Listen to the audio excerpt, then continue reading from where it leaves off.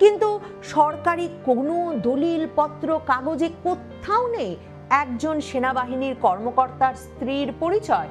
আরো বিস্ময়কর প্রশ্ন, পুলিশের এএসপি পর্যায়ে সুমাইয়া জাফরিন নামে কোনো কর্মকর্তা আছেন কিনা সেটাও এতদিন খতিয়ে দেখার কোনো প্রয়োজন পুলিশ বা গোয়েন্দা দপ্তর প্রয়োজন বোধ করেনি। তাহলে গল্পটি আসলে তৈরি হচ্ছিল কোন কারখানায়? বাংলাদেশে 5ই আগস্টকে সামনে রেখে তার সপ্তাহখানেক আগ থেকে গোয়েন্দা সূত্রের বরাত দিয়ে ঢাকা শহর জুড়ে আওয়ামী লীগ নাকি 4-5টি লোকেশনে 4-5টি জায়গায় প্রায় 2500 ব্যক্তিকে প্রশিক্ষণ দিচ্ছে এমন খবর যখন সংবাদ মাধ্যমগুলোতে ছড়িয়ে পড়লো, এবং এর বরাতে আমরা এও জানতে পারলাম যে মেজর সাদিক নামে সেনাবাহিনীর এক কর্মকর্তা চাকরিতে থাকা অবস্থায় আওয়ামী লীগের হয়ে সেসব প্রশিক্ষণ কাজ পরিচালনা করছিলেন, এবং সে কারণে সেনাবাহিনী এখন তাকে গ্রেফতার করে হেফাজতে নিয়েছে এবং সেনাবাহিনীর আইন অনুযায়ী তার বিচার চলছে, মানে কোর্ট মার্শাল চলছে। এই গল্পটি যেমন লোমহর্ষক, তেমনি এই গল্পটি আরও ডালপালা মেলতে শুরু করেছে।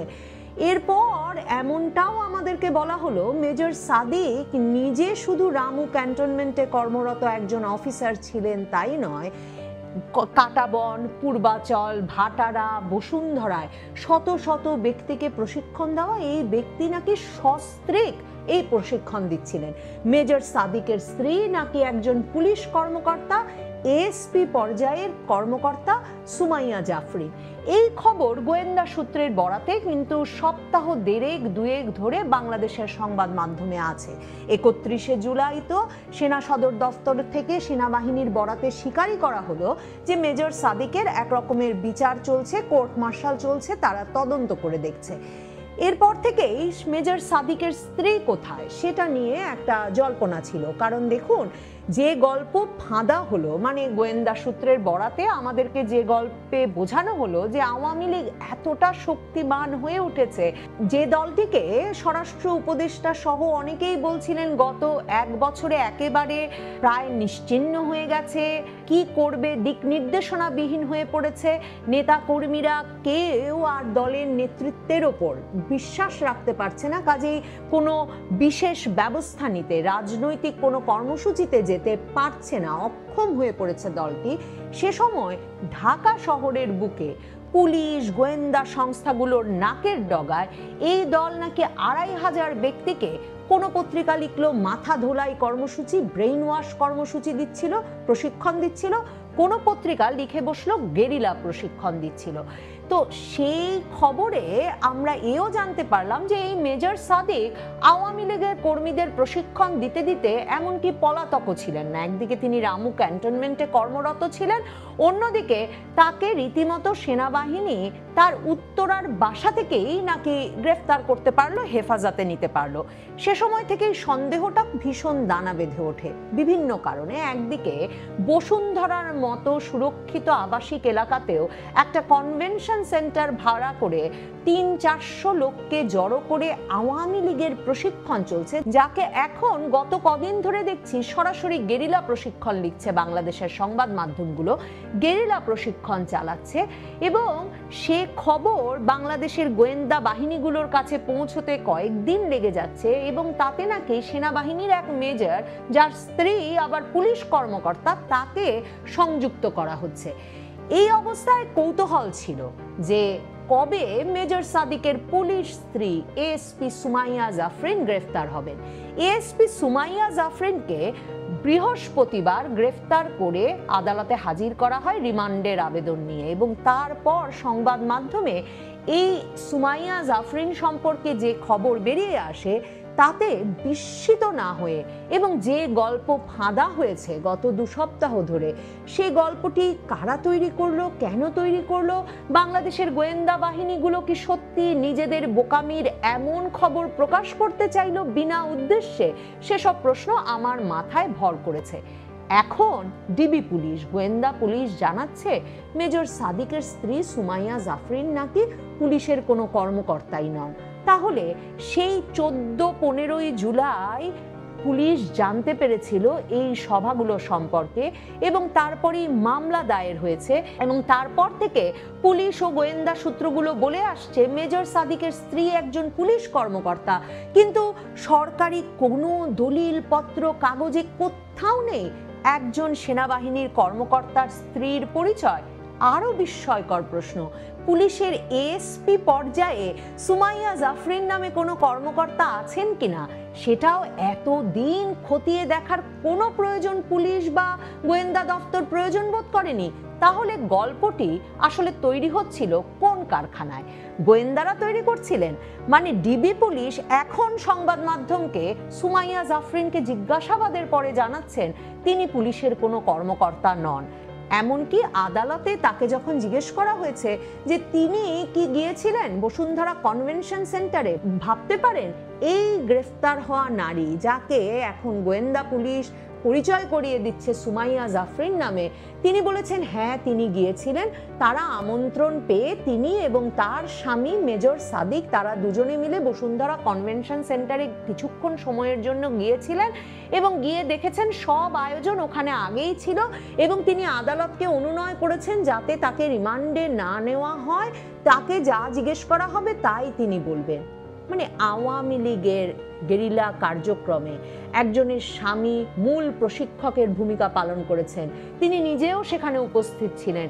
কি ভালো আসামি বলুন, প্রথমে আদালতের কাঠগড়ায় দাঁড়িয়েই তিনি স্বীকার করে ফেলেছেন তারা সেখানে গিয়েছিলেন, কিন্তু মূল আয়োজক তারা ছিলেন না, অন্যরা আয়োজন করে রেখেছিল, কাজে তাকে যাতে রিমান্ডে না নেওয়া হয়। আবার সংবাদ মাধ্যমে দেখছি এই সুমাইয়া জাফরিনের সঙ্গে আদনান নামে আরেকজনকে হাজির করা হয়েছে, ওই প্রশিক্ষণ কার্যক্রমের সকল তথ্য প্রাযুক্তিক দিক নাকি ওই ব্যক্তি দেখছিলেন। মানে নানা চরিত্রে নানা জনকে হাজির তো করতেই হবে। গোয়েন্দা পুলিশ জানিয়েছে, ডিবি জানিয়েছে যে তারা এর মধ্যে 22 জন, কোথাও কোথাও লিখছে 31 জনকে এই মামলার সঙ্গে মানে আওয়ামী লীগের গেরিলা প্রশিক্ষণে জড়িত থাকার সন্দেহে গ্রেফতার করেছে। আমার প্রথম প্রশ্ন, পুলিশের এতদিন লাগলো কেন এএসপি পর্যায়ে সুমাইয়া জাফরিন নামে কোনো কর্মকর্তা আছেন কিনা এবং কোনো সেই কর্মকর্তার স্বামী একজন সেনা কর্মকর্তা মেজর সাদিক কিনা এটুকু জানতে? মানে তারা কোথা থেকে গল্প শুনে, কোন সূত্রে গল্প শুনে সে খবর সর্বত্র ছড়িয়ে দিলেন আর তারপর এটা কাকে গ্রেফতার করে আনলেন? এই সুমাইয়া জাফরিনই কি সত্যি সত্যি কোর্ট মার্শাল চলছে সেনাবাহিনীর ভেতরে, ক্যান্টনমেন্টের ভেতরে যেই মেজরের, সেই মেজর সাদিকের স্ত্রী, নাকি যে কাউকে উঠিয়ে এনে এখন আদালতে এটা প্রমাণের চেষ্টা হচ্ছে, সরল স্বীকারোক্তিতে আসামি বলে বসছেন যে হ্যাঁ তিনি উপস্থিত ছিলেন আওয়ামী লীগের গেরিলা প্রশিক্ষণে? এ কি কখনো সম্ভব? মানে তিনি আওয়ামী লীগের গেরিলা প্রশিক্ষণে আমন্ত্রণ পাবেন কেন? সেটাই যে একটা বড় অপরাধমূলক কর্মকাণ্ড, সেটা কি সুমাইয়া জাফরিন বুঝতে পারছেন না? তাই তিনি আদালতকে বলছেন যা জিজ্ঞেস করবেন সব বলে দেব, নাকি যা জিজ্ঞেস করবেন সব যত তিনি আদালতে গল্পের মতো বলবেন তত সেই গল্প প্রতিষ্ঠা করতে গণমাধ্যমে সুবিধা হবে গোয়েন্দা পুলিশের এবং পুলিশ কর্মকর্তাদের।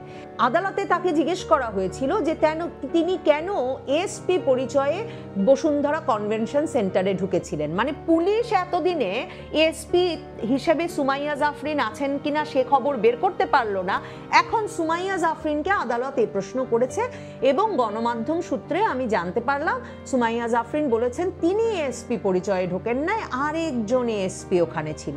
তার মানে এই নেটওয়ার্ক বিশাল। ভাবতে পারেন আওয়ামী লীগ কেমন গুছিয়ে বসেছে গত 1 বছরের মধ্যে, এবং তারা নাকি এটা নাকি তাদের ঢাকা ব্লকেড কর্মসূচির অংশ ছিল। তারা শাহবাগ দখল করে ফেলতো, এই 2500কে যে তারা গেরিলা প্রশিক্ষণ দিয়েছে তার মাধ্যমে 2500 মানুষকে দিয়ে তারা শাহবাগ দখল করতো, আর ওইদিকে নাকি শেখ হাসিনা ভারত থেকে চলে এসে বাংলাদেশের বিমানবন্দরে নামতেন। এই নাকি ঢাকা ব্লকেড পরিকল্পনা, যে পরিকল্পনার কথা আমাদের গোয়েন্দা সূত্রগুলো সংবাদ মাধ্যমকে জানিয়েছে এবং সংবাদ মাধ্যম আমাদেরকে খবর দিয়েছে। এখন জানা যাচ্ছে সুমাইয়া জাফরিন পুলিশ নয়, তবে এসপি পরিচয়ে ওখানে আরেকজন ঢুকেছিল। আমার মনে হয় আরো অনেক অনেক অনেক পুলিশ কর্মকর্তা, শামীমা শম্পা নামে আরেকজন প্রশাসনিক কর্মকর্তার, সরকারি কর্মকর্তার স্ত্রীকেও গ্রেফতার করা হয়েছে এই মামলায়।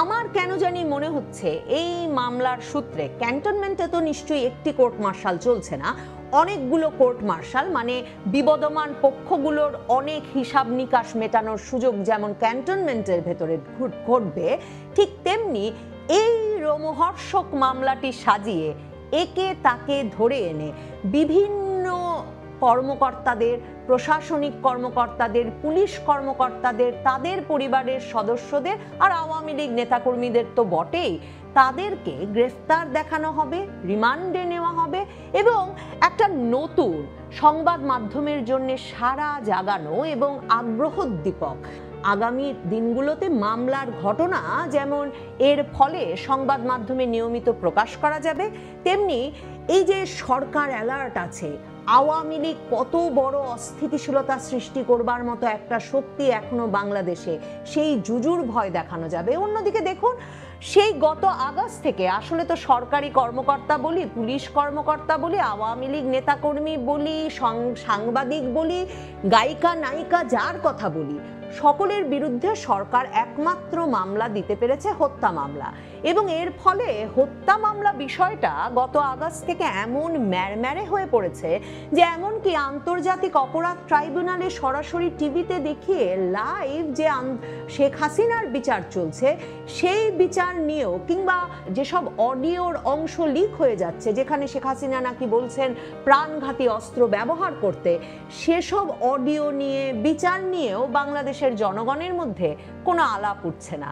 এর মধ্যে মেজর সাদিক আওয়ামী লীগের প্রশিক্ষণ দিচ্ছে, সেটা একদিকে যেমন আওয়ামী লীগের নেতা কর্মী সমর্থকদের উজ্জীবিত করে তুলেছে, সে কারণে সাড়া জাগিয়েছে যে সত্যি আওয়ামী লীগ এত শক্তি সঞ্চয় করে ফেলেছে, খোদ ঢাকা শহরে সশস্ত্র প্রশিক্ষণ চলছে এবং শাহবাগ দখল হলেই শেখ হাসিনা ফিরে আসবেন এমন সম্ভাবনার কারণে। আর অন্যদিকে এই ষড়যন্ত্র তত্ত্বে আশঙ্কা সৃষ্টি হয় যেই জনগোষ্ঠীর মনে, সেই জনগোষ্ঠীর ভেতরেও এই খবর সাড়া ফেলেছে। আর সাড়া তো অবশ্যই ফেলেছে সেনাবাহিনীর ভেতরে কোর্ট মার্শালের সম্ভাবনার খবর। সে কারণে এই গল্পটি গোয়েন্দা পুলিশ বা পুলিশ সূত্রে এত এত ফাঁক থাকা সত্ত্বেও, মানে এত এত লুপ হোল নিয়ে কোনো একটি পক্ষ বিশেষ উদ্দেশ্য নিয়ে ফেঁদে বসলেন কিনা, কিংবা এই গল্পটি আসলে কেন তৈরি করা হলো, সত্যি এমন ঘটনা ঘটেছিল কিনা, মেজর সাদিকের স্ত্রীকেই গ্রেফতার করা হলো কিনা, নাকি মেজর সাদিকের স্ত্রী নামে অন্য কাউকে মিরপুরের একটা রেস্টুরেন্ট থেকে নাকি এই নারীকে গ্রেফতার করা হলো, সেটাই বা কে বলতে পারেন। অনেক অনেক কৌতূহল জাগাচ্ছে যেমন তাই মেজর সাদিকের এই মামলা, আওয়ামী গেরিলা প্রশিক্ষণের এই গল্প, ঠিক তেমনি অনেক অনেক সন্দেহ তৈরি করছে।